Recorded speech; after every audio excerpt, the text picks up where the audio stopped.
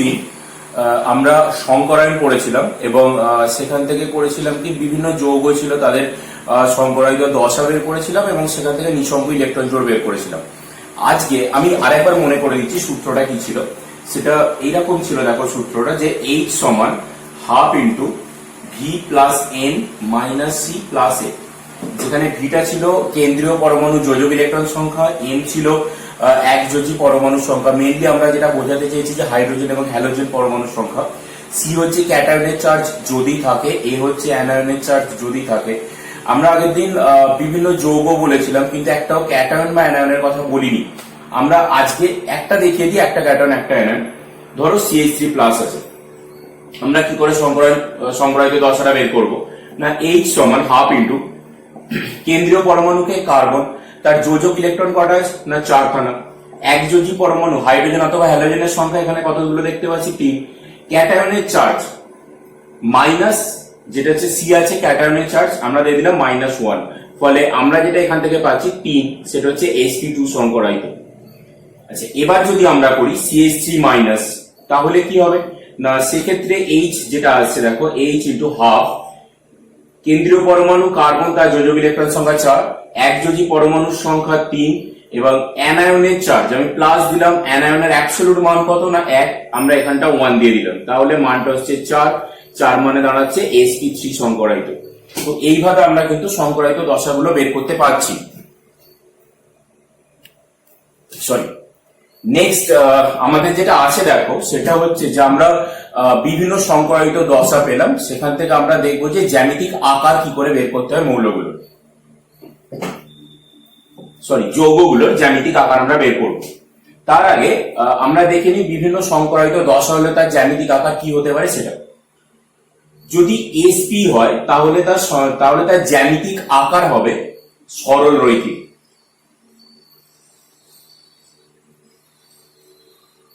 বা লিনিয়ার।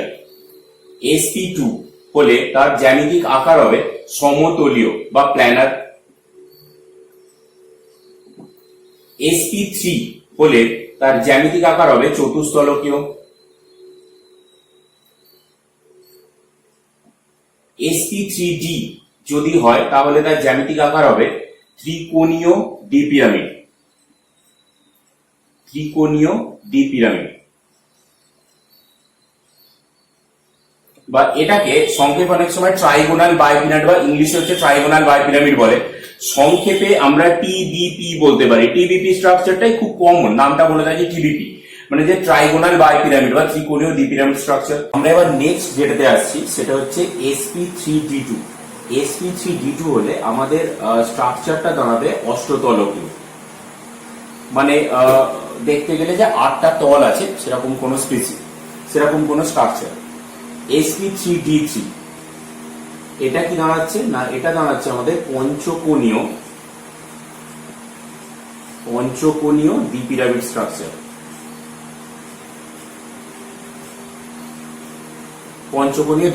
ঠিক আছে।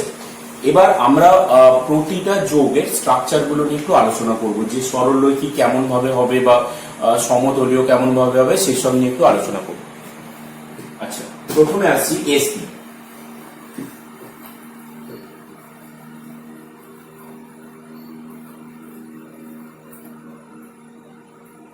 প্রথমে ধরো কার্বন ডাই অক্সাইডের স্ট্রাকচার।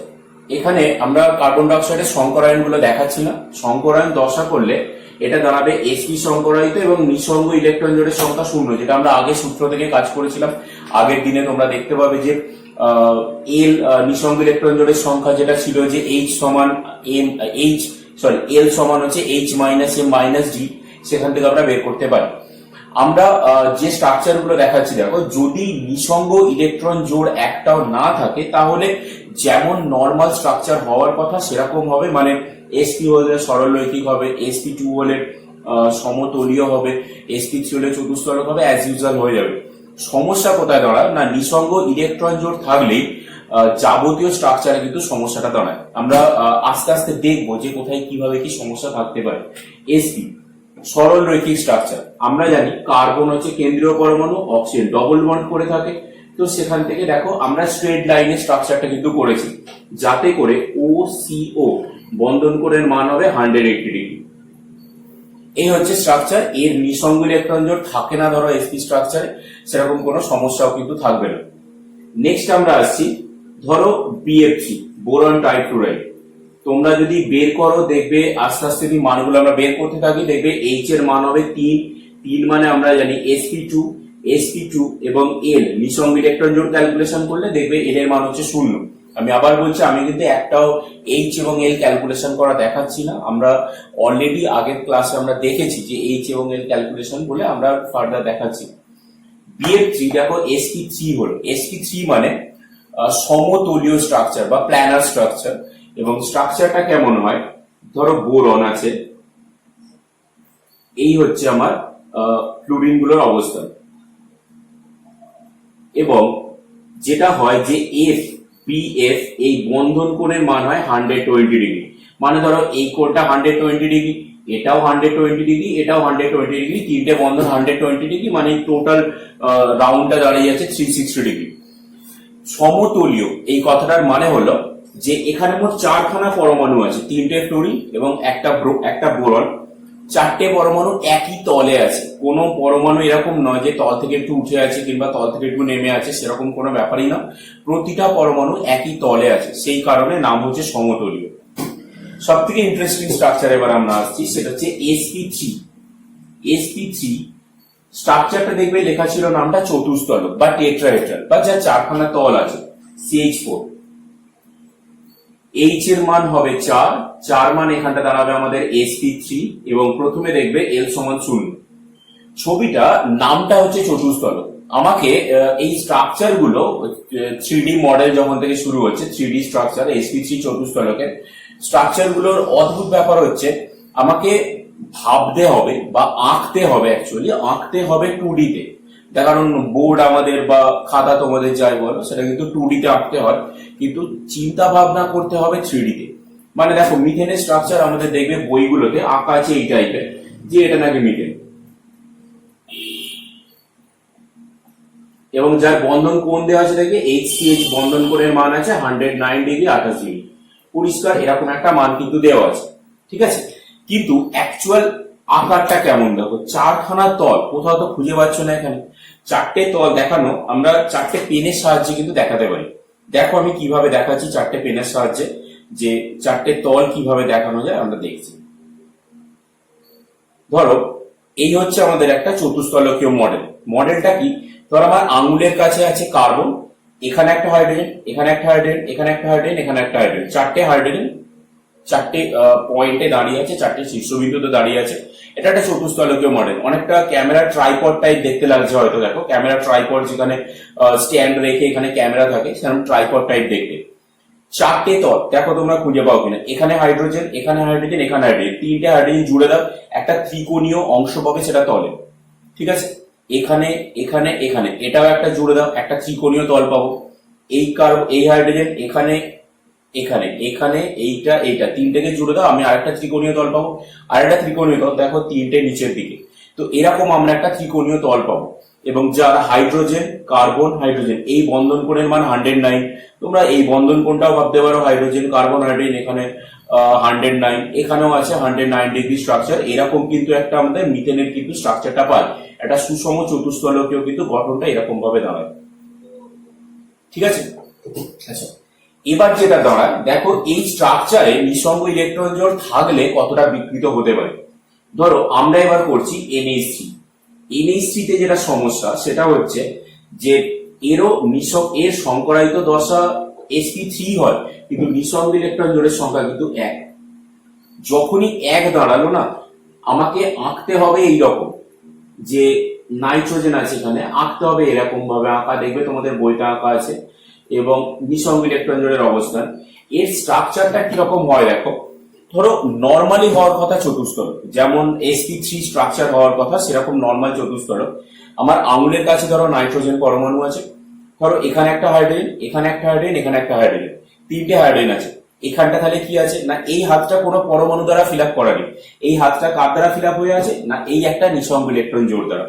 যখনই নিঃসঙ্গ ইলেকট্রন জোড় কিন্তু মানে কেন্দ্রীয় পরমাণু থেকে এত দূরে অবস্থান করে না, ও কি করে এই ওপরটাই পড়ে থাকে। নিঃসঙ্গ ইলেকট্রন জোড় কি করছে, শুধুমাত্র একটা সংকরায়িত কক্ষের হাত ব্যালেন্স করছে, জ্যামিতিক গঠনে কোনো অংশগ্রহণ করে না। তাহলে নিঃসঙ্গ ইলেকট্রন জোড় অবস্থান কোথায় হচ্ছে, এর উপরে, এত দূরে না। তাহলে এই বন্ডটা আমি সরিয়ে নিচ্ছি, কারণ নিঃসঙ্গ ইলেকট্রন জোড় আছে এখানে। তাহলে নাইট্রোজেন এখানে, হাইড্রোজেন এখানে, আরেকটা হাইড্রোজেন এখানে, মোট তিনটে হাইড্রোজেন তিনটে পয়েন্টে, আমার আঙুলের কাছে আছে নাইট্রোজেন। নিঃসঙ্গ ইলেকট্রন জোড় কোথায় আছে না নিঃসঙ্গ ইলেকট্রন জোড় এখানে আছে। তাহলে গঠনটাকে চতুস্তলক হচ্ছে না, চতুস্তলক থাকছে না, স্ট্রাকচারটা চতুস্তলক থেকে বিকৃত হয়েছে এবং স্ট্রাকচারটা যেটা দাঁড়াচ্ছে দেখো সেটা কিন্তু পিরামিড আকার। পুরোপুরি দেখো তোমরা এই স্ট্রাকচারটা কিন্তু একটা পিরামিড আকার গঠনে দাঁড়িয়ে গেল। তাহলে আমরা কি বলবো না অ্যামোনিয়া নিঃসঙ্গ মানে sp3 হওয়া সত্ত্বেও আকার কিন্তু চতুস্তলক রইল না, নিঃসঙ্গ ইলেকট্রন জোড়ের জন্য আকারটা বিকৃত হলো এবং অ্যামোনিয়া স্ট্রাকচার দাঁড়িয়ে গেল পিরামিড আকার।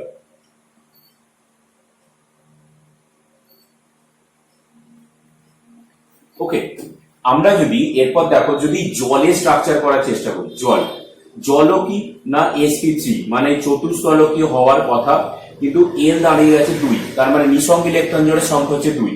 এর আবার কেমন হবে দেখো আকারটা, আমাদের বইতে দেখবে আঁকা আছে এই টাইপের, ঠিক আছে, কিন্তু ব্যাপারটা কিরকম দাঁড়াবে দেখো, যে অ্যাকচুয়ালি যেটা হওয়ার কথা সেটা হচ্ছে এইরকম। আমাদের চতুস্তলকীয় মডেল এরকম একটা হওয়ার কথা, কিন্তু দেখো অক্সিজেন আছে, দুদিকে দুটো ধরো হাইড্রোজেন আছে, এখানে একটা হাইড্রোজেন এখানে একটা হাইড্রোজেন।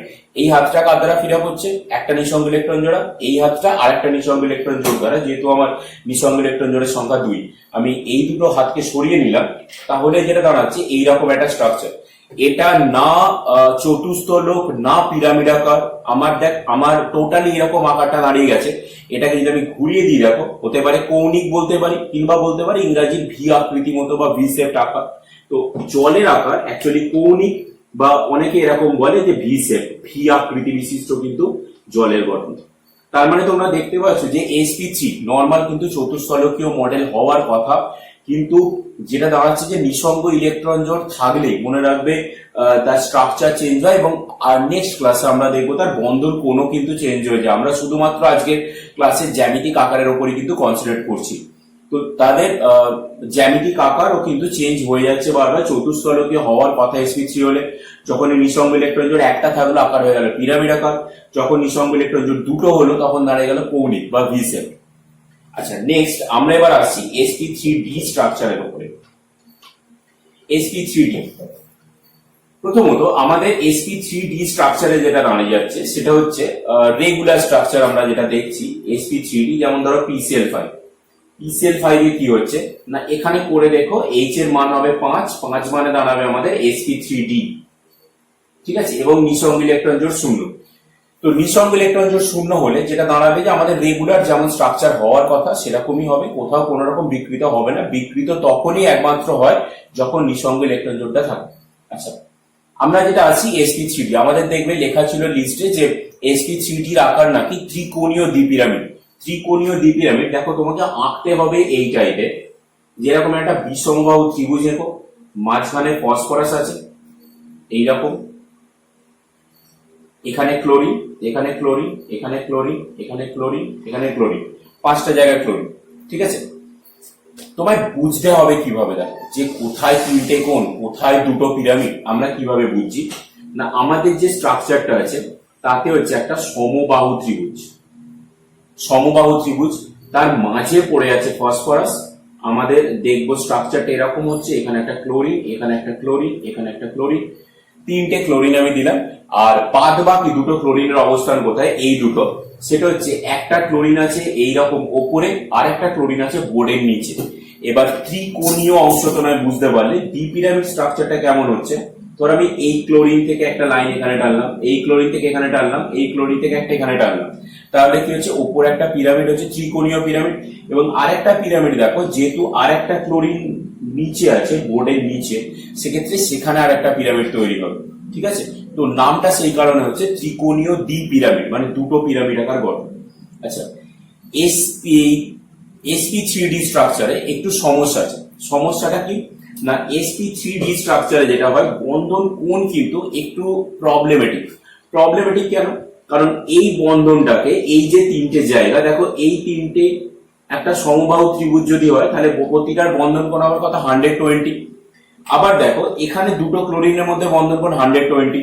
আবার যদি আমরা এখানে দেখি যে এই ক্লোরিনের সাথে এখানে যে ক্লোরিন আছে না, সেগুলোতে যেহেতু লম্বভাবে আছে তো বন্ধন কোণ হয় 90। এই কারণে PCl5 এ না দুটো আলাদা আলাদা নাম হয় পজিশন গুলো, যে এই যে পজিশন মানে এই যে ত্রিকোণীয় অবস্থানগুলো আমরা দেখতে পাচ্ছি, এই ত্রিকোণীয় অবস্থানটার নাম হচ্ছে ইকুইটোরিয়াল পজিশন। ত্রিকোণীয় অবস্থাটার নাম হচ্ছে ইকুইটোরিয়াল পজিশন, ইকুইটোরিয়াল বা নিরক্ষীয় অবস্থান। আর এই যে আমরা দেখতে পাচ্ছি এই বন্ডগুলো, এগুলো হচ্ছে অ্যাক্সিয়াল বা অক্ষীয় অবস্থান। অ্যাক্সিয়াল বন্ড বা অক্ষীয় অবস্থান, তার মানে যেটা দাঁড়াচ্ছে দেখো যে ইকুইটোরিয়াল অবস্থান আমার কটা না তিনটি পজিশন ইকুইটোরিয়াল অবস্থান, এবং অ্যাক্সিয়াল অবস্থান কটা না দুটো, যে দুটো হচ্ছে ওপর নিচে আছে বা একটা বলতে পারো বোর্ডের ওপর একটা বোর্ডের নিচে। তো এইরকম ভাবে কিন্তু অবস্থানগুলো করে।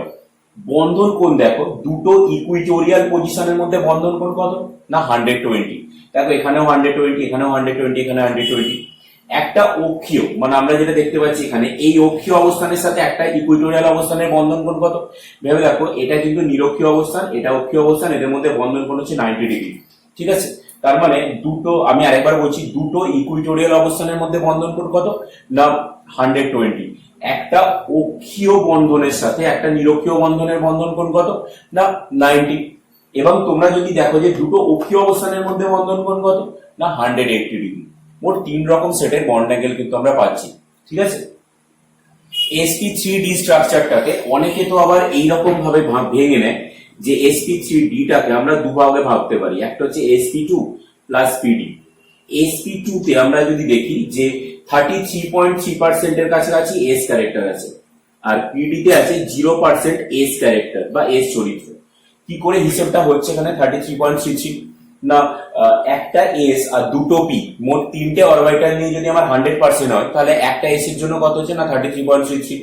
মনে রাখবে যে জায়গাতে এস চরিত্র যত বেশি আছে সেই জায়গাটা কিন্তু তত বেশি তড়িৎ ঋণাত্মক। মানে আমাকে যেটা দেখতে হচ্ছে যে ইকুইটোরিয়াল পজিশনটা sp2, তার মানে প্রায় 33 পয়েন্টের বা 33.33% এর কাছাকাছি এস চরিত্র আছে।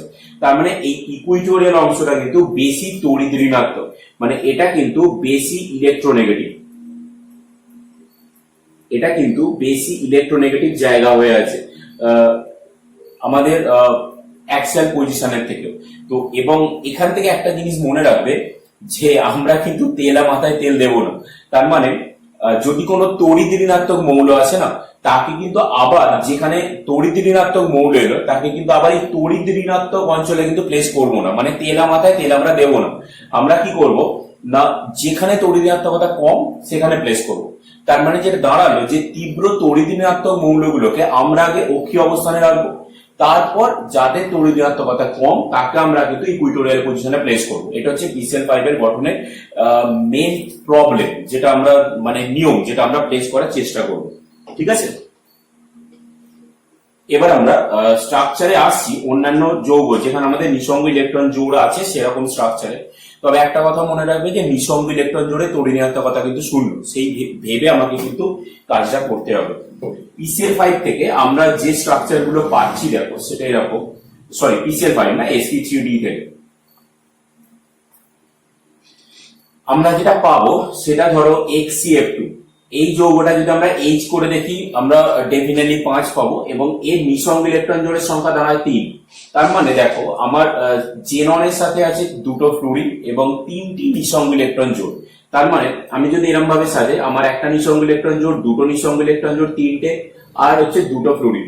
আমাকে মোট 5টা পজিশন আছে, আমাকে H সমান 5 এই 3টে সাজাতে হবে। ঠিক আছে, আমরা সাজাই কিভাবে আমরা দেখি। জেনন এখানে 5টা পজিশন হয়ে গেল। এবার অক্ষীয় নিরক্ষীয় আলাদা আলাদা হয়ে আছে দেখো। এবার যেটা হচ্ছে নিঃসঙ্গ ইলেকট্রন জোড়, যা তড়িৎ ঋণাত্মকতা আমি বললাম শূন্য, তড়িৎ ঋণাত্মকতার মান থাকে না নিঃসঙ্গ ইলেকট্রন জোড়ে। আর দুটো ফ্লুরিন, কার তড়িৎ ঋণাত্মকতা বেশি না ডেফিনেটলি আমরা জানি ফ্লুরিন, যেটা তীব্র তড়িৎ ঋণাত্মক মৌল। তো তীব্র তড়িৎ মৌলগুলোকে কোথায় প্লেস করার চেষ্টা করব, না যেখানে তড়িৎ যে অঞ্চলে তড়িৎ কম। কোথায় কম, না অক্ষীয় অবস্থানে কম, তাহলে আমরা এখানে ফ্লোরিনটা দিলাম।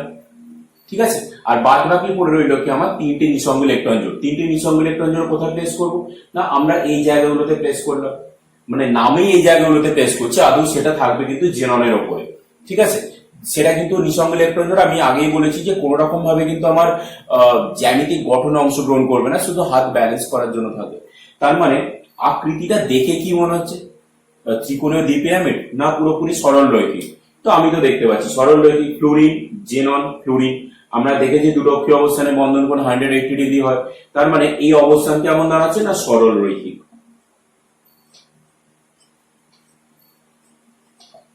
মানে নামেই হওয়ার কথা sp3d, মানে ত্রিকোণীয় দ্বিপিরামিড হওয়ার কথা, বাট হলো না, হলো কি সরল রৈখিক। নেক্সট আমরা আরেকটা স্ট্রাকচারে আসি। স্ট্রাকচারটা হচ্ছে XeOF2। তো আমরা যদি XeOF2 তে আসি, দেখো H মান 5 এবং তোমরা পড়ে দেখবে নিঃসঙ্গ ইলেকট্রন জোড়ের সংখ্যা হবে দুটো। তার মানে যেটা দাঁড়াবে, দেখো আমার কাছে কি আছে, না দুটো নিঃসঙ্গ ইলেকট্রন জোড়, একটা অক্সিজেন, দুটো ফ্লুরিন। আমাকে এটা সাজাতে হবে। আমি কি সাজাবো, তড়িৎ মৌলকে ফ্লুরিন, অক্সিজেনের থেকে বেশি তড়িৎ, তো ফ্লুরিনকে আমি অক্ষীয় অবস্থানে রাখলাম। আর বাদ বাকি কি পড়ে রইলো, না দুটো নিঃসঙ্গ ইলেকট্রন জোড়, একটা অক্সিজেন। কিভাবে প্লেস করবো, বাদ বাকি তিনটে জায়গা পড়ে আছে নিরক্ষীয় অবস্থানে, আমি যেখানে খুশি প্লেস করতে পারি। ধরো ডবল বন্ডটি অক্সিজেনকে দিয়ে দিলাম, এখানে আমি রাখলাম। একটু বন্ধন কোণটা দেখে নেওয়া যাক। হ্যাঁ, কিভাবে দেখবো, না এই ফ্লুরিনটা দেখো একটা অক্ষীয় অবস্থান, এই অক্ষীয় অবস্থানের সাথে এই নিরক্ষীয় অবস্থানের বন্ধন কোণ কত, আমরা বলেছি 90 ডিগ্রি। এই অক্ষীয় অবস্থান এর সাথে বন্ধন কোণ কত, না 90। তো এবার তোমরা ভাবো যে তোমরা জ্যামিতিক আকার কিভাবে করবে। জেনন অক্সিজেন, তার সাথে এই ফ্লুরিনের সাথে অক্সিজেনের বন্ধন কোণ কত, 90। এই ফ্লুরিনের সাথে অক্সিজেনের বন্ধন কোণ কত, 90। তো স্ট্রাকচারটা একটু দেখে নেওয়া যাক কিরকম হচ্ছে। ধরো আমার যেটা অবস্থান দাঁড়িয়ে যাচ্ছে, ধরো আমার কাছে এরকম আঙুলের কাছে আছে আমার জেনন। ঠিক আছে, একটা ফ্লুরিন ওপরে, একটা ফ্লুরিন বোর্ডের নিচে, ধরো নর্মালি এরকম আছে। অক্সিজেনটা কোথায়, না এইরকম একটা অবস্থান হয়ে আছে আমার, যে এই ফ্লুরিনটা ধরো এখানে যদি থাকে, এই ফ্লুরিনটার সাথে এটা 90, এই ফ্লুরিনটার সাথে এটা 90। আমি আরেকটু এইভাবে দেখাচ্ছি, দেখো আশা করি বুঝতে পারবে। ধরো আমার আঙুলের কাছে আছে জেনন, এই ফ্লুরিন এই ফ্লুরিন, এদের দুটো অক্ষীয় অবস্থান, এদের মধ্যে বন্ধন কোণ হচ্ছে আমার 180। এটা নিরক্ষীয় অবস্থান, এই ফ্লুরিনের সাথে এখানে অক্সিজেন আছে, এদের বন্ধন কোণ 90, যেটা আমার হওয়ার কথা বললাম, যেটা অক্ষীয় একটা নিরক্ষীয় বন্ধনের মধ্যে বন্ধন কোণ 90 হয়। এই ফ্লুরিনের সাথে এই অক্সিজেনের বন্ধন কোণ 90। এটা দেখতে কেমন স্ট্রাকচারটা, আমার আঙুলের কাছে ধরো জেনন আছে, এটা কি দেখতে কেমন, টি বা ইংরাজি বর্ণমালা টি এর মতো দেখতে। দেখো আমার স্ট্রাকচারটা এইরকম ছিল, যেরকম ভাবে আঁকা হয়েছে দেখো এইরকম ছিল, আমি সেটাকে ঘুরিয়ে এরকম নিয়ে এলাম। তো এটাকে বলে বেন্ট টি বা আনমিত টি, মানে শোয়ানো আছে সেরকম ভাবে টি। তো এটার স্ট্রাকচারটার নাম হচ্ছে বলে বেন্ট টি বা আনমিত টি আকৃতি বিশিষ্ট, বেন্ট টি সেট। ওকে, নেক্সট আমরা আরেকটা স্ট্রাকচারে আসছি, সেটা হচ্ছে XeO2F2। এখানেও sp3d হয়, তোমরা ক্যালকুলেশন করে নিতে পারো। নিঃসঙ্গ ইলেকট্রন জোড়ের সংখ্যা দাঁড়ায় একটা, তার মানে আমি আর একটা সংখ্যা মুছে আর একটা অক্সিজেন দিলাম। এখানে যেটা দাঁড়াচ্ছে দেখো, একটা নিঃসঙ্গ ইলেকট্রন জোড়, দুটো অক্সিজেন, দুটো ফ্লুরিন। ওকে, তো আমাদের যেটা করতে হবে দেখো, যে দুটো ফ্লুরিন তো আমরা বুঝতে পারলাম তড়িৎ মৌল আমরা দুদিকে দিয়েছি, আর একটা অক্সিজেনকে আমরা প্লেস করার চেষ্টা করব এখানে। স্ট্রাকচারটা কেমন হচ্ছে আমরা একটু দেখি। দেখো এটাও নিরক্ষীয় অবস্থান, এটাও নিরক্ষীয় অবস্থান, এটা অক্ষীয় অবস্থান, এটা অক্ষীয় অবস্থান। দুটো ফ্লুরিনের মধ্যে বন্ধন কোণ কত, না 180। এই ফ্লুরিনটার সাথে এই নিরক্ষীয় অবস্থানের বন্ধন কোণ কত, আমরা জানি 90, যেটা করা হয়েছিল। এটার সাথে এই বন্ধন কোণ কত, 90। অক্ষীয়র সাথে এই অক্ষীয় ফ্লুরিনের সাথে এই নিরক্ষীয় অক্সিজেনের বন্ধন কোণ কত, 90। এই ফ্লুরিনের সাথে এই এর অক্সিজেন বন্ধন কত, না 90। অ্যাকচুয়ালি যেটা হচ্ছে দেখো, আমি বললাম যে অক্সিজেন গুলো ঠিক আছে, ফ্লুরিন গুলো কোথায় অবস্থান করছে, একটা বোর্ডের উপরে এভাবে, একটা বোর্ডের নিচে। এবার বুঝতে পারছো যে এই ফ্লুরিনের সাথে এই দুটো অক্সিজেনের বন্ধন কোণ 90 হওয়ার কথা, এবং যে ফ্লুরিনটা পিছনে আছে তার সাথেও দুটো অক্সিজেনের বন্ধন কোণটা 90 হওয়ার কথা। এবার ভাবো আকারটা কেমন হতে পারে। আকারটা যেটা হয় দেখো, ধরো এই জায়গাটা আমার জেনন আছে, আমার আঙুলের কাছে ধরো জেনন আছে, এখানে আছে ফ্লুরিন, এখানে আছে ফ্লুরিন। অক্সিজেন অবস্থান করছে কিভাবে, না এইভাবে।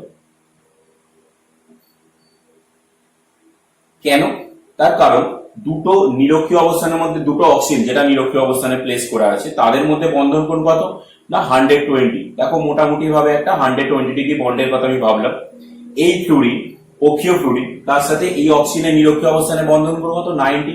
দেখো এই অক্সিজেনের সাথে এই এর বন্ধন কোণ 90, এই অক্সিজেনের সাথে এখানে বন্ধন কোণ দেখো 90। ওকে, এইখানে যে ফ্লুরিন আছে তার সাথে এর বন্ধন কোণ কত, এই অক্সিজেনের বন্ধন কোণ দেখো 90, এর সাথে এর বন্ধন কোণ 90। এর আকৃতিটা কেমন হলো একটু দেখবে। আকৃতিটা অনেকটা দেখো ঢেঁকি বা অনেকটা বলে যে সিস আকৃতি বিশিষ্ট, ঢেঁকি বা সিস যেটা পার্কে আমাদের দেখি, সিস বা ঢেঁকি আকৃতি বিশিষ্ট কিন্তু এটা হয়।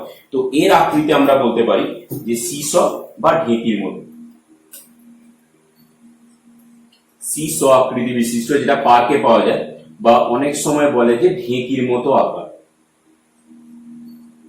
যে ঢেঁকির মতো আকার কিন্তু এটা আমরা দেখতে পাই। এটা হচ্ছে দেখো sp3d থেকে অ্যাকচুয়ালি আমরা 4 রকম আকার কিন্তু পেতে পারি। এক, যে যখন আমরা দেখলাম যে নিঃসঙ্গ ইলেকট্রন জোড় কিছু নেই তখন আমরা রেগুলার যেমন স্ট্রাকচার ত্রিকোণীয় দ্বিপিরামিড সেটা পেলাম। যখন নিঃসঙ্গ ইলেকট্রন জোড়ের সংখ্যা 1 তখন আমরা পেলাম সিস বা ঢেঁকির মতো। যখন তোমরা রিওয়াইন্ড করে দেখতে পারো, যখন ধরো এল এর মান 2 পেয়েছিলাম, নিঃসঙ্গ ইলেকট্রন জোড়ের সংখ্যা 2, তখন আমরা পেয়েছিলাম বেন্ট টি বা আনুমিত টি আকৃতি পেয়েছিলাম। এবং যখন এল এর মান পেলাম 3 তখন আমরা পেলাম কি না সরল রৈখিক স্ট্রাকচার কিন্তু পেলাম। sp3d2 মডেলের দিকে, sp3d2 মডেলের দিকে যখন আমরা আসছি, দেখো আমরা প্রথমে একটা করছি sf6, যেখানে h এর মান পাবো দেখো 6 মানে sp3d2 হবে। এবং এখানে নিঃসঙ্গ ইলেকট্রন জোড় 0, তার মানে যেমন নর্মাল আমরা জানি sp3d2 হলে যেমন স্ট্রাকচার হয় যে রেগুলার অক্টাহেড্রাল স্ট্রাকচার হয়, আমরা কিন্তু অক্টাহেড্রাল স্ট্রাকচারটা দেখব। তোমরা দুভাবে আঁকতে পারো, নর্মালি এইভাবে আঁকাটা ভালো, যেহেতু আঁকাটা আমরা দেখছি এখানে এস আছে, আমাদের আঁকতে হবে এইভাবে। কিন্তু অ্যাকচুয়ালি জ্যামিতিক মডেলটা কেমন দেখো, যে 8টা তল আমরা কি করে পাবো। ধরো এখানে সালফার আছে আমাদের, আমরা এখানটায় ফ্লুরিন দিলাম, আর দুটো ফ্লুরিনের অবস্থান কোথায় না, একটা ফ্লুরিন আছে বোর্ডের ওপরে, একটা ফ্লুরিন আছে বোর্ডের নিচে। 8টা তল দেখো, তুমি যদি এই ফ্লুরিন এখানে এই তিনটেকে যোগ করে দাও একটা তল পাবে, এই দুটো ফ্লুরিন আর প্লাস এটাকে যোগ করে দাও আরেকটা তল পাবে, এই দুটো ফ্লুরিন প্লাস এখানে যোগ করো একটা তল পাবে, এই দুটো ফ্লুরিন এখানে যোগ করো আরেকটা তল পাবে। আমি 4টে তল পেলাম, আর 4টে তল না বোর্ডের নিচে আছে 4টে তল, তো 8টা তল পাচ্ছি। এই অবস্থান এটাকে আমরা নিরক্ষীয় এবং এটাকে আমরা অক্ষীয় বলতে পারি, কিন্তু অ্যাকচুয়ালি বলাটা ঠিক নয় এভাবে, মানে সত্যি এখানে নিরক্ষীয় অক্ষীয় বলে কিছু নেই, কিন্তু আমরা তর্কের খাতিরে একটু ধরে নিই। সেটা হচ্ছে ধরো এইগুলো হচ্ছে নিরক্ষীয় অবস্থান, এইগুলো হচ্ছে অক্ষীয় অবস্থান। কেন বলা যায় না তার কারণ হচ্ছে এদের মধ্যে বন্ধন কোণ কত, কারণ বর্গক্ষেত্রের কর্ণদ্বয় পরস্পরকে সমকোণে সমদ্বিখণ্ডিত করে, তার মানে এর 90 90 90 90 সবকটা কোণ 90। এবার ভেবে দেখো এই বন্ডটা যেটা আছে না, এর সাথে এই বন্ডটা কত না, যেহেতু লম্বভাবে অবস্থান করছে তো 90, প্রতিটা কোণ কিন্তু 90 ডিগ্রি অবস্থান করছে। ঠিক আছে, সেই কারণে আমরা রেগুলার কিছু বলতে পারি না, নর্মালি ধরে নাও যে প্রতিটি এস এফ এস বন্ধন কোণের মান 90। ঠিক আছে, এখানে একটা সমস্যা আছে, সেটা হচ্ছে যে তীব্র তড়িৎ ঋণাত্মক মৌলগুলোকে sp3d স্ট্রাকচারে যখন আমরা বলেছিলাম যে অক্ষীয় অবস্থানে প্লেস করার জন্য, এখানে কিন্তু পুরো উল্টো কেস হয়। এখানে ধরে নাও আমাদের ওই সো কল্ড নিরক্ষীয় অবস্থানে প্লেস করতে হবে। আবার বলছি আমি বলতে পারি কিন্তু লিখতে পারি না, মানে লেখাটা ঠিক নয়। আমাদের যেটা বললাম যে আমরা সো কল্ড নিরক্ষীয় অবস্থানে প্লেস করবো, মানে এই জায়গাগুলোতে প্লেস করবো। অক্ষীয় অবস্থানে কাকে প্লেস করবো তাহলে না, যাদের তড়িৎ ঋণাত্মকতার মান 0 তাদের আমরা প্লেস করবো। ঠিক আছে, আমরা আসছি জ্যামিতিক আকারে, দেখা যাক কি হয়। আমরা করছি প্রথমে দেখো xCF4, xCF4 স্ট্রাকচার করে দেখো তোমরা h এর মানটা 6 পেয়ে যাবে। ওই নিঃসঙ্গ ইলেকট্রন জোড়ের সংখ্যা দাঁড়াবে 2, দুটো নিঃসঙ্গ ইলেকট্রন জোড়। তার মানে আমাদের যেটা দাঁড়াচ্ছে, আমাদের কাছে আছে দুটো নিঃসঙ্গ ইলেকট্রন জোড় প্লাস 4খানা ফ্লুরিন। ঠিক আছে, আমরা কেমন ভাবে আঁকবো ছবিটা দেখো, এখানটা আছে জেনন। ঠিক আছে, আমাদের কি বলেছি, যারা তড়িৎ ঋণাত্মক মৌল তাদের পুরো sp3d পুরো উল্টো। আমাদের কি করতে হবে না, ওই যেটা বললাম যে তথাকথিত নিরক্ষীয় অবস্থানে প্লেস করতে হবে। তার মানে আমি 4টে ফ্লুরিন এখানে দিলাম, আর তাহলে নিঃসঙ্গ ইলেকট্রন জোড় এখানে। তোমরা বুঝতে পারছো নিঃসঙ্গ ইলেকট্রন জোড় অবস্থান কোথায়, একটা এখানে একটা ওখানে, যার কোনো জ্যামিতিক গঠনে কোনো অংশগ্রহণ করছে না। তাহলে 4টে ফ্লুরিন আর জেনন, জাস্ট মাঝখানে জেনন, চারদিকে 4টে ফ্লুরিন, কি দাঁড়াচ্ছে না পুরোপুরি দেখ বর্গাকার, বা দাঁড়াচ্ছে এটা হচ্ছে দেখ সমতলীয় বর্গাকার আকারটা বলে, যে সমতলীয় অংশ আছে এবং তার স্ট্রাকচার দাঁড়াবে বর্গাকার বা স্কোয়ার প্ল্যানারও কিন্তু বলা যায়, স্কোয়ার প্ল্যানার স্ট্রাকচার বা সমতলীয় বর্গাকার। নেক্সট আমরা আসছি এক্সি ওয়েভ ফোর। এইচ তো 6 অবশ্যই হবে, এখানে জাস্ট একটা অপশন বাড়বে, নিঃসঙ্গ ইলেকট্রন জোড় আমার একটা হবে, ঠিক আছে। ওয়েভ ফোর গঠনটা কি হবে, 4টে ফ্লুরিন, যেহেতু বেশি তড়িনাত্মক আমি তাকে আমাদের ওই তথাকথিত বা সোকল্ড নিরক্ষীয় অবস্থানে প্লেস করে দিয়েছি। এবার বাদ বাকি অক্সিজেনটা কি হচ্ছে ডবল বন্ডের অক্সিজেন আমি এখানে রাখলাম, বাদ বাকি এখানে নিঃসঙ্গ ইলেকট্রন জোড়। তাহলে স্ট্রাকচারটা কেমন দাঁড়াচ্ছে আমরা যদি একটুখানি এখানটা দেখতে পারি বা দেখি স্ট্রাকচারটা কিরকম দাঁড়াবে, না এখানটাতে আমাদের দাঁড়াচ্ছে জেনন, 4টে ফ্লুরিন এখানে আমাদের আছে দেখো, আর একটা দাঁড়াচ্ছে অক্সিজেনটা এই জায়গাতে আছে, বাদ বাকি এখানে নিঃসঙ্গ ইলেকট্রন জোড়, এখানে কিন্তু কোনো জ্যামিতিক হেল্প আমরা পাবো না, শুধু এখানে অক্সিজেনটা আছে। তো দেখো আমি যদি দুটো ফ্লুরিন আর এখানে অক্সিজেনকে জুড়ে দিই, একটা তল হয়ে যাচ্ছে, এখানে একটা তল, এখানে একটা তল, এখানে একটা তল, 4টে তল, একটা পিরামিড দাঁড়িয়ে যাচ্ছে। এটা কি ডি পিরামিড, দুটো পিরামিড দাঁড়াচ্ছে, কারণ নিচে তো কিছু নেই, তার মানে শুধু উপরে একটা পিরামিড দাঁড়াচ্ছে। এবং পিরামিড যখনই বলি আমাদের তখন বলতে হবে কি ধরনের পিরামিড, ত্রিকোণীয় পিরামিড না বর্গ পিরামিড, যেহেতু এটা বর্গক্ষেত্রের ওপর পিরামিড, তো এই স্ট্রাকচারটার নাম হচ্ছে বর্গ পিরামিড।